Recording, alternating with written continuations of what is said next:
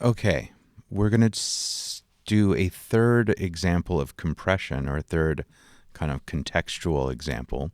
And this one is using sidechain compression between the kick and the bass to kind of open up the sonic space for the kick to cut through the mix a bit more. So we have looked at using compression on vocals to kind of tame the dynamic range. We've looked at parallel compression on the shells of the drum kit, also with the overheads as an example. We've looked at individual drums. Now, side chaining. We know that kick and bass occupy similar frequency ranges, so they mask each other quite a bit. And besides using thoughtful subtractive and additive EQ, side chaining is another way to address and to give the kick a little bit more space in the mix. So how do we achieve that? We actually put a compressor on our bass.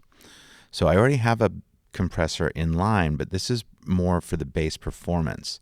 What I'm going to do now is I'm going to add the Dyne 3 compressor. This is for a specific purpose, which is to attenuate the bass based on the kick drum as a input signal. So on the kick track, I'm going to go to a bus and I'm going to choose a mono bus that's open, 7, because it's a mono channel going to a mono track going to a mono track. I'm going to bring that up to 0 using Option and click. I'm going to put it into pre. Now remember, pre means pre-fader. So I can make adjustments to my kick volume and it is not going to affect what is going on this bus. The only thing that's affecting that is the fader on the send itself.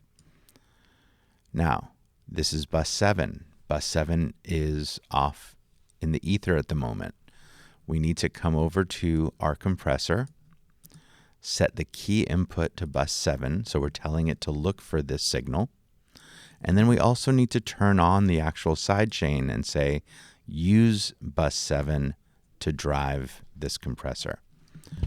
So even right away, we start to see a little bit of compression. I'm going to raise my threshold, start at 4-to-1-ish. I actually want a fairly fast attack and a fast release. Remember that I said that generally with compressing drums, we want a slower attack to let the transient through. But right now we're not compressing drums. We're compressing the bass. And we want just a real quick attenuation to let the kick come through a little bit. We want it to come back to volume quickly. So fairly quick attack and release times. I'm going to lower my threshold a bit. Okay, and I'm aiming for about 3, -3 or so. You can see that it's happening.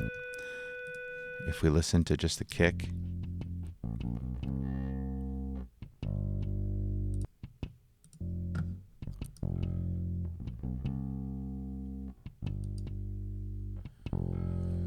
Okay, it's one of those things, it's a little bit interesting because it's very subtle, but it really does make an impression in the overall mix.